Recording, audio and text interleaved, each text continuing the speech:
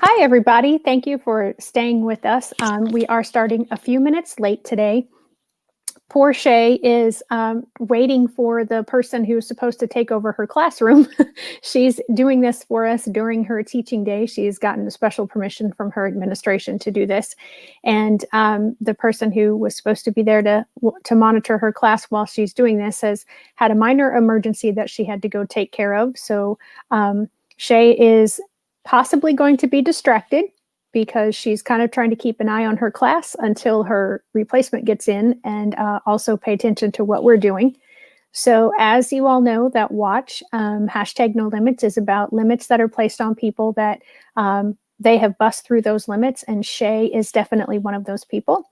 She was on with us back in September, and she told us then that she has dyslexia and ADHD, and that she grew up at the time when the federal special education law was at its infancy stages.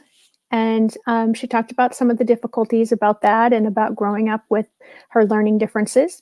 And we made it all the way through her college, and how it wasn't until she was close to being finished with college that she realized and was diagnosed with her learning differences. So today we're going to talk about what her life has been like as an adult with those learning differences, specifically what it has been for her as a teacher. And then finally, we'll just wrap up with what she is able to do for her students now as a special education teacher because of things that she has learned. So Shae, thanks for joining us. And I hope that your classroom substitute shows up any second now so that you can relax, because I know being a teacher, it's difficult to leave your class alone.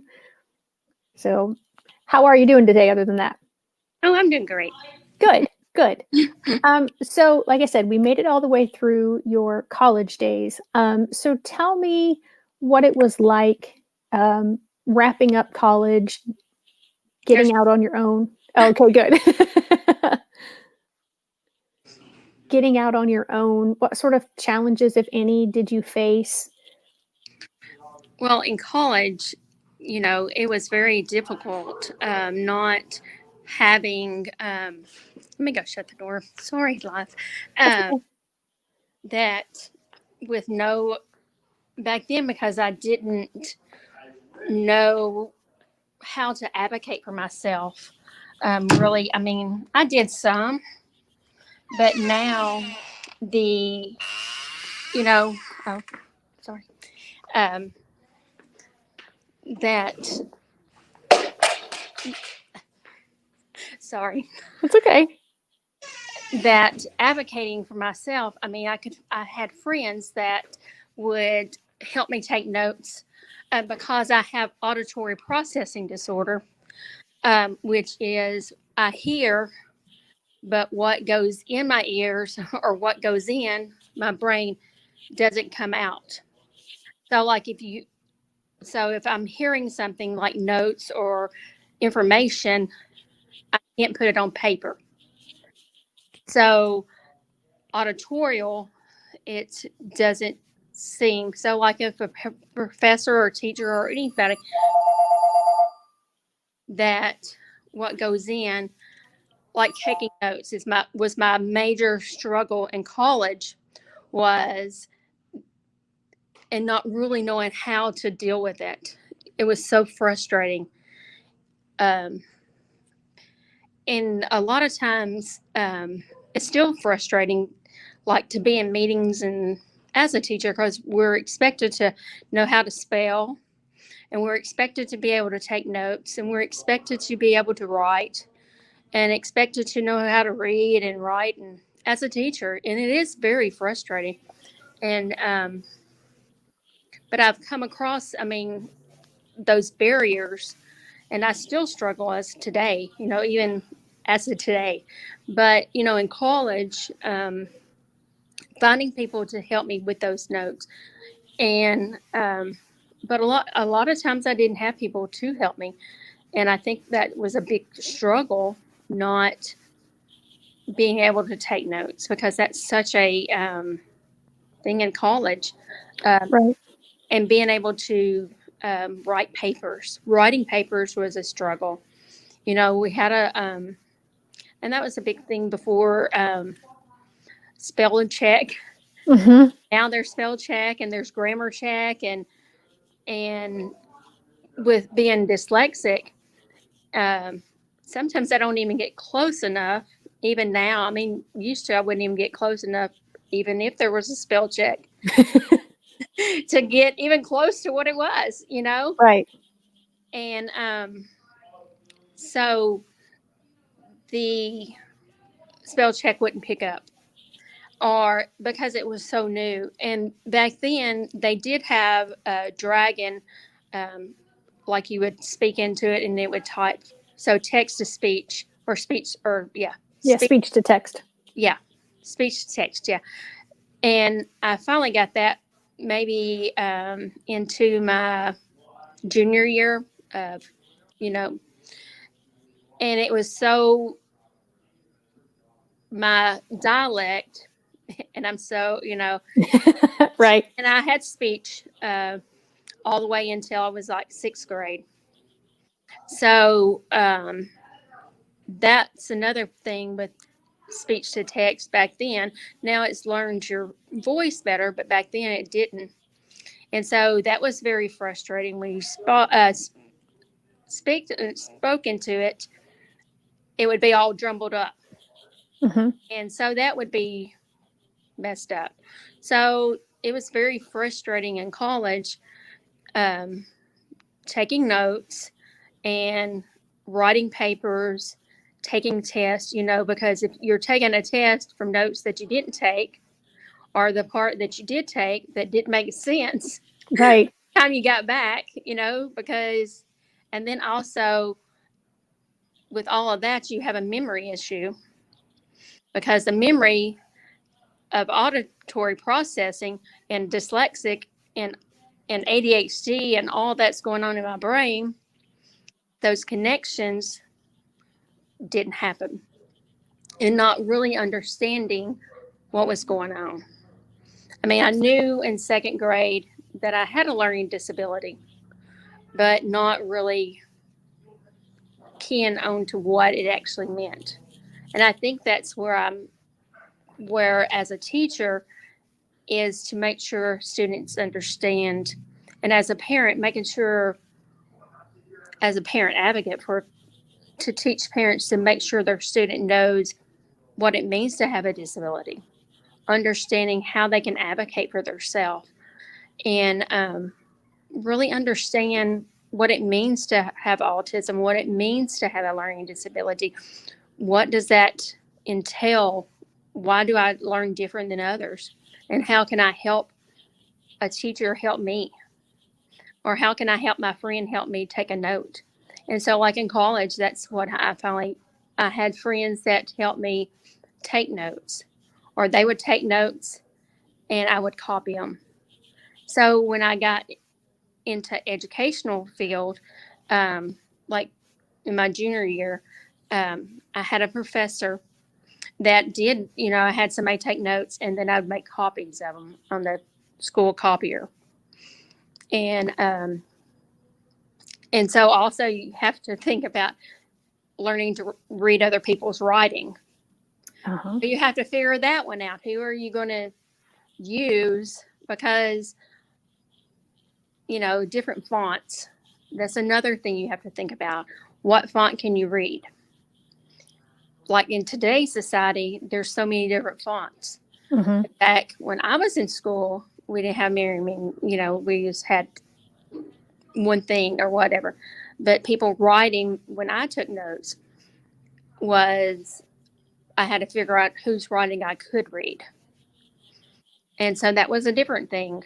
But now it's a thing. And for my students, I tell them that I cannot read some fonts.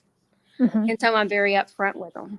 And I can't read a smaller font, the letter, I mean, as an adult. So that's where I come to for students now, is to make them understand that they need to speak up for themselves.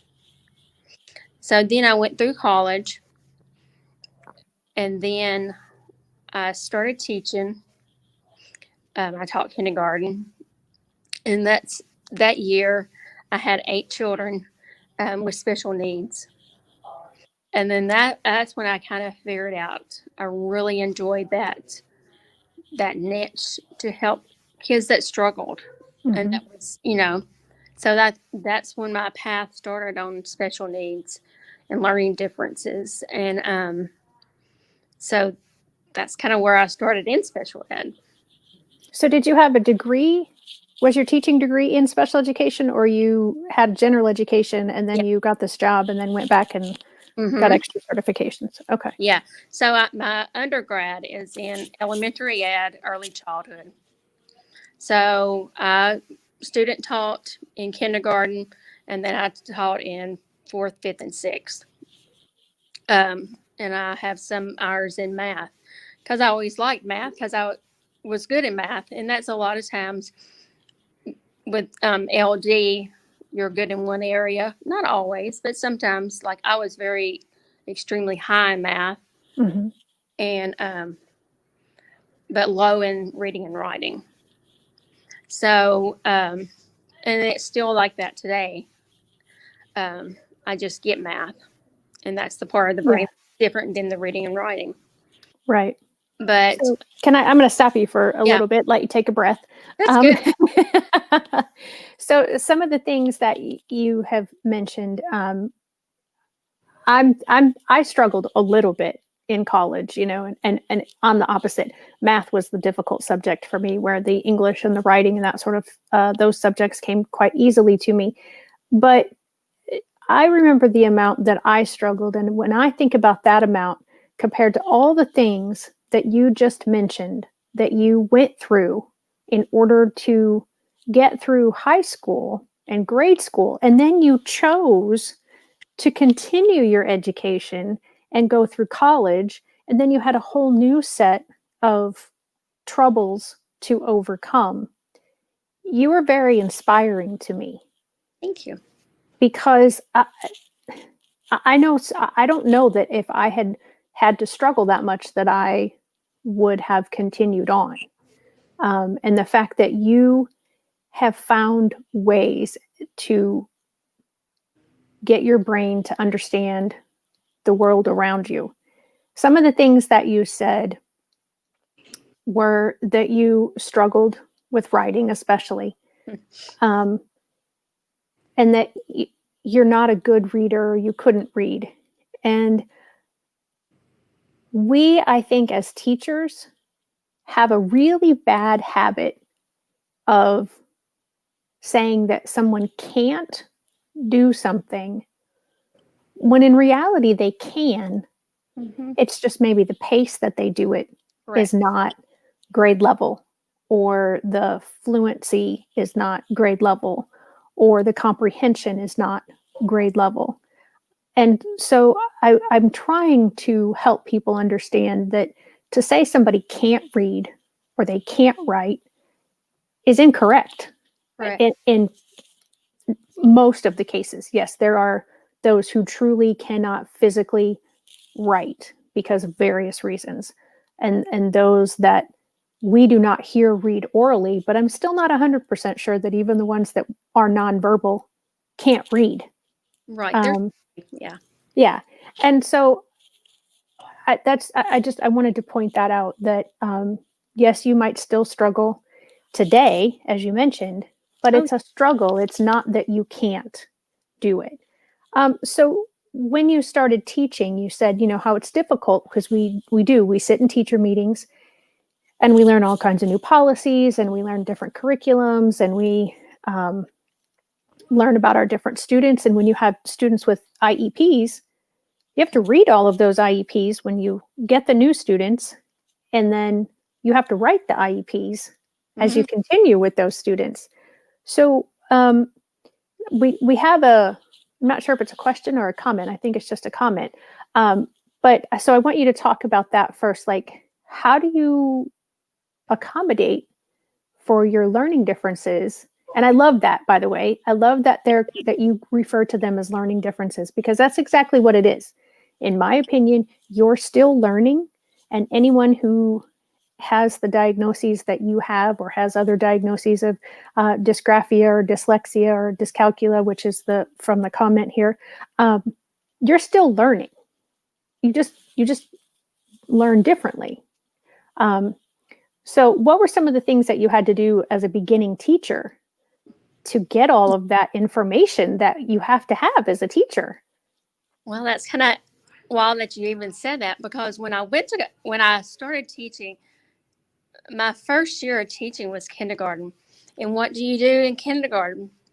You teach kids how to read. Mm-hmm. Well, coming out of college, I really didn't know how to read, like truly learn how to read phonics. And that was a big push at that time. Like I never even knew what phonemic awareness was. That's or just how to make those connections of sounds to letters, because it didn't make sense, or how letters, I saw like a B and there's a line and a ball. I understand that and I see that because I'm not the one, but I can make a move with my eyes, but I do see it. mm-hmm. And I can flip it, but I'm not like that. But mine was more about phonics and not hearing it. And but teaching kindergarten, I kind of learned how to teach reading when I learned how to teach reading. I learned how to read when I taught reading. Mm-hmm. And so back then you did the letter of the week. And so teaching that style, I learned how to read along with my kids. And no one really knew that going into teaching. I took teaching reading in college my last year. Right. And I had to take like 3 classes, but it really didn't teach you how to teach reading like you really need it. So you're in kindergarten, and back then you taught letter sounds and connections and that kind of thing, and how those letters made connections of sounds.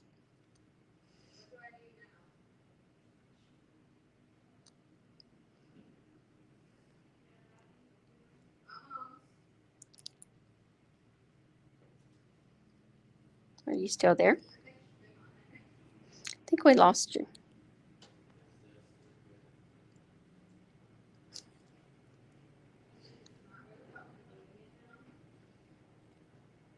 Can everybody see me? See her.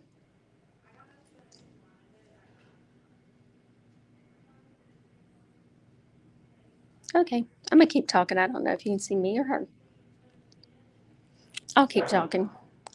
She must have lost, but I'll keep talking. So teaching reading was, I learned to connect with that facet of reading. So teaching kids that didn't know their letters how to connect that.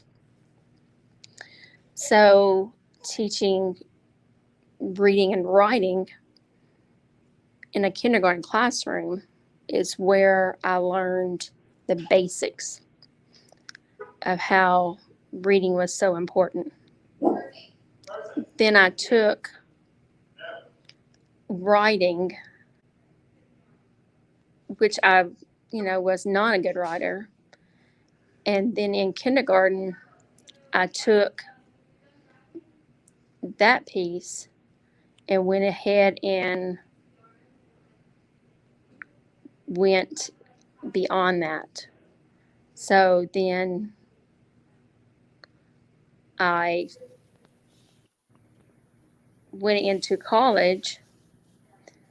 Hi. Apparently I left. Sorry about that. Yeah, I was just kept on going. I stopped for a few minutes. I don't know if people saw you or me or nobody. I don't know. I don't know. Okay. Well, thank God you're still here. Thank you for continuing without me. I don't know what happened. Kindergarten and reading. I guess that's good. Might be a little weird, but oh well. Nothing unusual. Nothing unusual for me, but so so now we're talking about kindergarten and reading. So that's where I learned how to teach reading. And then now I'm gonna figure out where I was. Sorry. Oh, where I learned how to read is in kindergarten. Not me in kindergarten, but me teaching kindergarten. Right. So that's where the facet of teaching kindergarten. And then, so what was your question now? Let's recap what your question was. So I had asked you the kinds of things that you had to do as a beginning teacher. Oh, that's right. Because as a special education teacher, you get all these IEPs that you have to read. But as a first year teacher, you were in a kindergarten classroom. You still had to figure out the curriculum. You still had to figure out, lesson plans and how to come up with those. And I want to just take a moment because I don't think people realize what teachers are taught when we're going through college to learn to be teachers. Nope. We often don't get a lot of strategies. Right.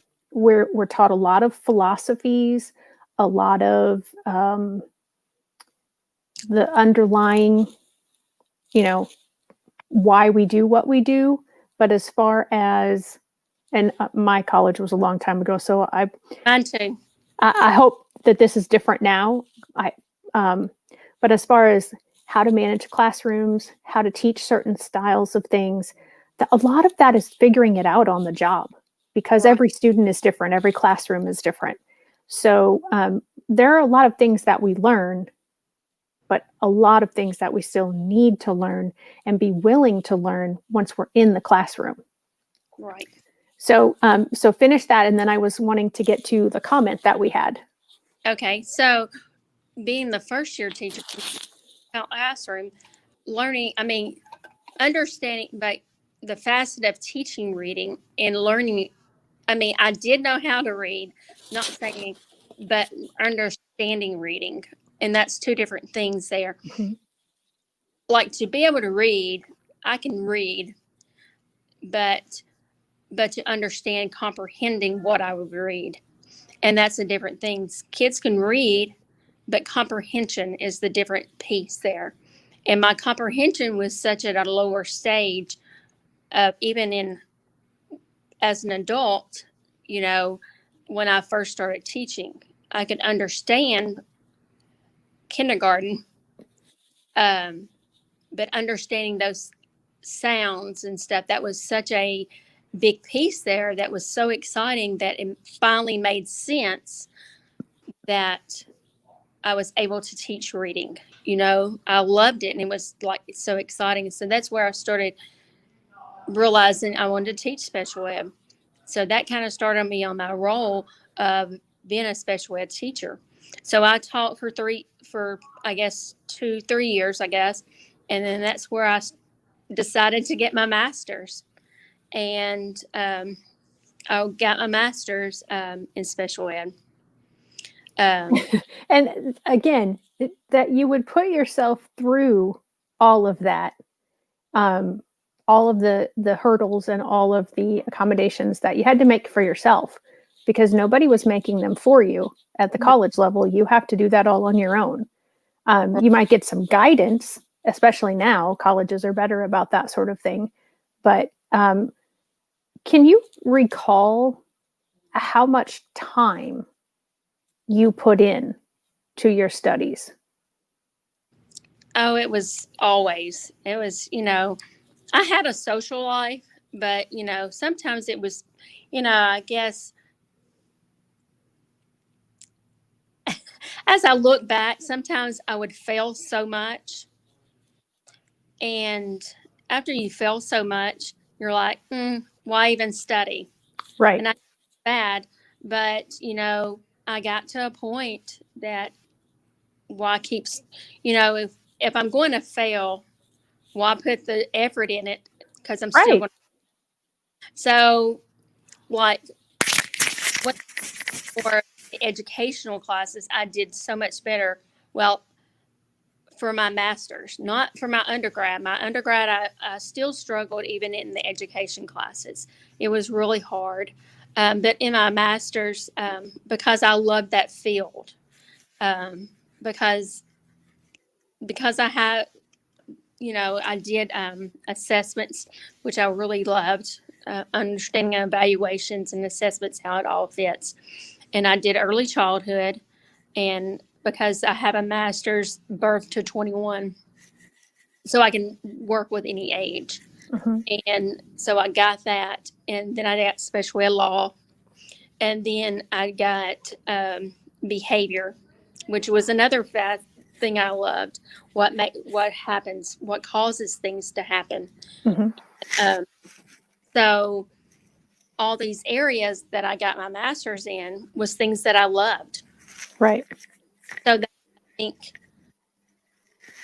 that kind of studying wasn't as hard. I guess it was hard, but I guess I figured it out more by then of how to. But And it was still a labor, but at that point it was a labor of love. And so right, even if you were putting in as much effort and time and energy. and I worked full time too. Oh my gosh. I worked as a teacher in a kindergarten self-contained classroom when I did that. Wow. When I got, but I look back and I'm thinking, well, I did it. Yeah. So You truly are inspiring, Shae, because like I said, just all the things, all the different detours that you have to take versus me going straight from A to B. And that's how I've always explained it to my students is you're still learning. My path and the majority of the population's path is you're going to head down a straight highway and you're going to start at point A and you're going to get to point B and it's going to be pretty smooth sailing. But there are people like yourself who learn differently, who you might start down that straight road, but for whatever reason, you have to detour and you might have to wind through, 5 different other streets and 3 different turns and maybe even feel like you're going backwards at sometimes. I went that way a lot, yeah. And then, but you are still going to get to point B. So it's just a different route that you have to take. So we do have a couple, they're from the same person. So, so first she says, You're talking about quick. It's kind of like I'm a warrior. Mm-hmm. Nobody ever thinks about a warrior. They on that journey, that adventure as a warrior. And Yep. that's how I see myself, as a warrior. And I've always and that's what I told my friend yesterday. That's how my journey is. It's that I'm a warrior, and you just keep going. Right. Yeah, exactly. So a little background, and then I'm going to get to her actual question here. She says her son is a teenager with dyscalculia, dyslexia, dysgraphia, and struggles in school. The accommodations are not followed by the staff, which is very heartbreaking. Very normal. Yep. And as master IEP coaches, both Shae and I are master IEP coaches, and we see that a lot.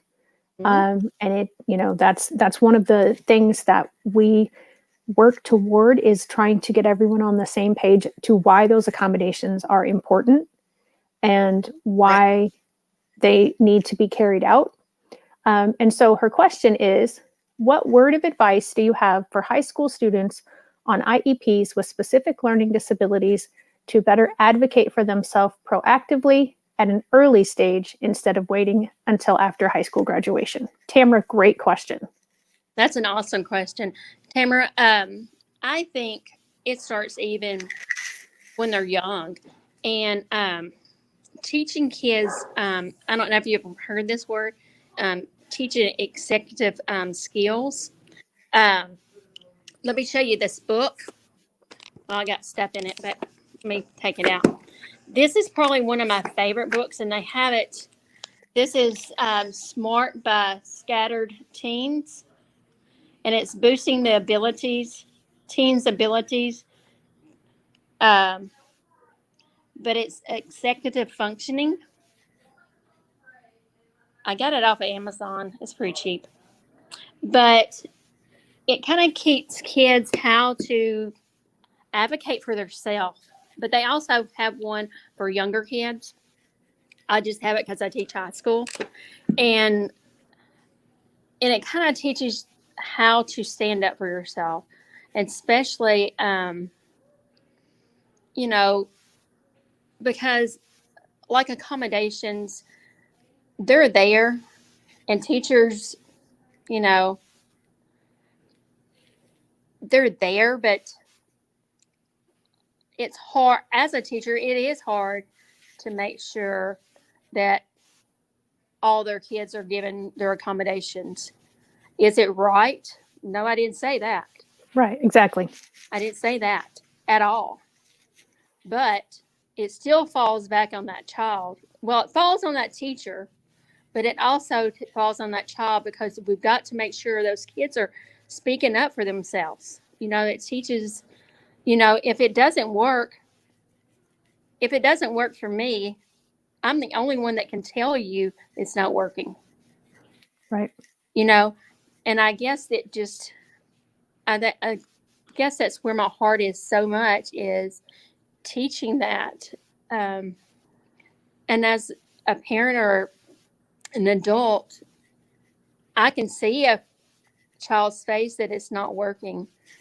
But when you have 30 kids in your classroom, I have a small classroom, and I miss it. And it's so sad for teachers to miss that. But as a parent, Tamara, just teaching him how to problem solve, I think that's a big thing, is problem solving, how to make it work. And, you can have all accommodations, but when he gets through the real world, are those accommodations going to really be there for him? And I'm just telling you from my heart. And like extra time and all that, that's great, because they need to be in place for a high school, for testing and homework and all that. But in reality, when they get out in the real world, there's not accommodations for you. Right. Especially when we look normal and no one sees our hidden disability. And that's what we're considered when you have dyslexia or dysgraphia, or you have a hidden disability, because nobody thinks anything different. We look like everyone else. Right. And our brains just don't function the same as everybody else. And people don't make accommodations for us. Right. And so Shae, I just want to tell you that in case you hadn't seen this, she had popped this up earlier, that indeed you are inspiring. You are amazing. So I wanted to pass that along to you. And then she also says, and I don't know if this was the author of the book maybe that you shared, or I'm not sure who Peg Dawson is. Yes. So she says, Peg Dawson is amazing. She lives in the neighboring state. I'm going to give a suggestion, and Shae, you tell me if you think this would work or be a good thing, because I've only ever taught elementary. So at the high school level, I'm not sure that this would work, but at the elementary level, what we tried to do to have our students start advocating for themselves was we talked with them as their special education teacher and told them, these are the accommodations that you're supposed to be getting. And we want to make sure that you're getting them. And just what you talked about, the teachers can't remember all of their students, especially if they have more than one student with an IEP in their room. Like 125. Right. So what we would do was put their accommodations on just like a little note card, and then attach that either with glue or tape or whatever to the main notebook or folder or whatever it was that they took from class to class. So that way, if they were supposed to receive an accommodation, because not all accommodations are given in all classes. Correct. If they're needed, that's where they're given. If they're not needed, then they're not given. And so then they would, and then we would teach them, okay, if you're not getting, if you get your test and it's got, say, 4 multiple choice options for all the multiple choice questions, and, that's typical number, and you're supposed to have 1 less, then, gently walk up to your teacher, raise your hand or whatever the protocol is in the room, and say, I'm supposed to have this. Here's my accommodation. That's an amazing way to do it. I can you please cross one out of each of these, or whatever, and not come at the student. I mean, not come at the teacher like, hey, you didn't do this, and I'm supposed to get this. That's not cool, and that's not going to work in high school for sure, because they don't want to be called out. Right. And that's very discreet. In high school, they want to be discreet. Right. They don't want to be different. So good. I'm glad to know that would work at high school level. I think that would be an amazing way to do that, because you could have your notebook, because you have a binder most of the time, and that would be a perfect way. I like that. Yeah. And I teach it, but I teach at a special ed school. So all of them are accommodated. So I don't think, because I have never taught at a public high school. I teach at a private special ed high school, so junior high school. So they're already accommodated for. So I just don't think that way, I guess. Yeah. Well, and I mean, even sometimes because somebody might have a very specific accommodation that, because like you talked about the extra time, that seemed to be, if anybody was going to have an accommodation, that was almost always given. But say they had, I don't know, something obscure like a slant board or a handwriting tool or something. You may not remember that because you're giving extra time to everybody in the class, but you forgot, oh yeah, this one person needs the slant board. So even I think in your situation, it would be helpful and useful. And one of the other reasons that we taught our students to understand what their accommodations were is because, like you mentioned before, only they know if it's working. So there's no point in writing accommodations in if they're not working for the students. Correct. So if the student knows they're supposed to get extra time, or they're supposed to be in a setting with less distractions, small groups, but they're fine within the larger group, then take that accommodation out. Don't force something on them, because if it's in there, it's supposed to be happening. Correct. So by law, I mean, right. And that's another thing. Don't just have an accommodation if it's not working. That's adding isolation to that child, especially when they get to junior high school. If it haven't used it in elementary, and you just kind of throw it on them, they're going to be like, what? I'm not doing that, Yeah. And that's just another a great example of this one is preferential seating. That happens a lot in elementary, and used to that meant like the front of the room, and that does not whatsoever mean the front of the room. That means wherever that best fits that child. Right. If that means at the back of the room with no distractions, that's what it means. So, somehow or another, wherever that ever happened, that does not, I mean, if you have an ADHD distracted child right by the door, that is not where that child needs to be. Right. No, they're not going to pay attention right there. Right. So as a teacher, you got to figure out where is preferential seating, Right. I've been having it written into some of the IEPs that I've helped with this year, because it can be different for each class too, each different subject, so just to say preferential seating, like you said, most teachers assume that means in the front, maybe in the middle, of the classroom. But if there's a whiteboard on one wall and a electronic or smart board on the other wall, where do you teach most often? So you have to think about that. If it's a classroom where there's going to be a lot of moving around, like you said, where's the best place? So if you can get those things explained out in the IEP, that way, and again, it's a nice reminder if you have something like that written in your notebook or your folder. Say that again. I said the more detail in accommodation is better. Right. Yeah. So Tamara, you're welcome for the idea. A checklist would be a good idea, I think, as well. And so, and then she says, all the accommodations in the IEP are great, but they are not used. I will print them on a card and place them in my son's desk because he does remote learning. Absolutely. You are absolutely welcome, Tamara. I'm glad that I can help you. And yeah, if you have questions, you know, talk to your staff, talk to your IEP team, and say, you know, how can I do this? What can we do to help him get the appropriate education he's supposed to be receiving, even during remote learning? Correct. Because he's still supposed to get those no matter what. Right. Yeah. And I've seen some modifications of the modifications and accommodations during remote learning because some things aren't as easily done or maybe not even necessary. I mean, in remote learning, do you need preferential seating? You're probably already going to be there, so you don't necessarily need to have that written down. But you know, again, just knowing that sort of stuff ahead of time.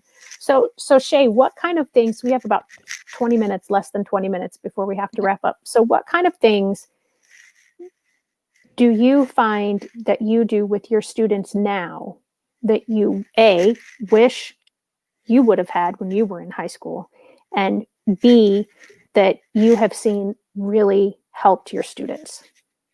Okay. So what I wish, let me think. I think what I wish that I would have had somebody really explain what my disability was. Like, what does it mean to be, I mean, I didn't know that I was dyslexic until I was, you know, in college. And I didn't understand that I had that, you know, until I got my master's. And my ADHD, I didn't know that part either. I mean, I knew I had a learning disability, but the details of, you know, but nowadays, you know, with autism, I have specialized in a lot of autism training in a lot of children over my last 25 years, you know, understanding, having teachers, I guess that really goes back to the teachers being trained and understanding how to teach the kids how to understand themselves, and also parents understanding what it is, you know, what is the true learning piece. You know, I guess the wish would be for kids to understand who they really are. And because you've got to be an advocate for yourself, you've got to understand who you are. Right. What makes you, you know, and in today's society, things happen. I mean, life is just hard. And, you know, I think of my students and yeah, I teach in a private school. I understand that. But even in a private school, there is dysfunctional and there is things that happen. So, you know, I hear it. Well, you teach in a private school. Well, it happens in private school, public school, homeschool, whatever. Things happen. So there's still a child that needs to learn how to advocate for themselves, how to love themselves. So I think that's my biggest wish, is for them to learn how to love themselves and how to advocate for themselves. I think that's my biggest wish that I would have learned. I mean, yeah, I learned how to take care of myself, but it would have been great to have a teacher. I mean, I had some great teachers, not what I'm saying, but to really help me understand that piece, I guess. Understand that I couldn't really read, I guess. Understand I really couldn't write, you know, really get deep into it, you know. And that it wasn't anything, and I'm sorry if I cut you off, that you were doing intentionally. Right. And I think that's one of my biggest frustrations with my colleagues. And one of the things that aggravates me the most is that gen ed and special ed, And I'm sure I've unfortunately fallen into this myself, but we think the kids, oh, well, they can write. They just don't want to. Oh, Right. they can read. They just don't want to. Oh, they did it the other day. They should be able to do it now. Or they do it at home and they don't do it at school, or they do it at school and they don't do it at home. Right. And especially, you know, if you're at the high school, middle school, or even the college level, and you have fought and struggled and you have put 150% effort in, which is definitely what it sounds like your percentage of effort was going through school, and you're still failing, that starts to weigh a heavy toll on your self-esteem. And you start to, I'm sure, question what you are. You know, it's like, why can't I do this? Oh, What yeah. is wrong with me? Early in my life, yeah. And for somebody to come alongside of you and say, you are perfect the way you are. You're learning different. Your learning style is just different. And we'll Right. figure it out. And then, you know, if it does end up that you get a diagnosis of something, you know, whether that's ADHD, dyslexia, autism, auditory processing disorder. I mean, there's so many medical diagnoses, but then there's also those eligibilities under IDEA that's just who you are. That doesn't But then make you you. had the other facet of anxiety, depression, and I have that too. So you have all that other side of a mental illness. Right. So you have that facet also. Yeah. So, you know, I think that's crucial. yeah, that's a big piece. I found with a lot of my students, I usually would get them somewhere around second grade or third grade. And already by that level, I spent a lot of time building them back up, that they were good students. They were good people. They were intelligent. It was just coming out in a different way. Right. And I had many times where parents were hesitant to have their child become eligible when the team said, your child can be eligible, and you hear the reasons why, and they kind of hesitated. And I said, I want you to understand that when I work with your child, I'm not just working on their academics. Right. I'm working on the child as a whole person, because that child to me is a child first. Right. And that, I mean, there's all kinds of science behind when you have positive emotions and positive feelings, and you're feeling good about yourself, and you're calm, and lots of other things, that your brain works better. It learns better. Correct. So, you know, I couldn't, and you can't take away the feelings of negativity all the time, but Oh, no.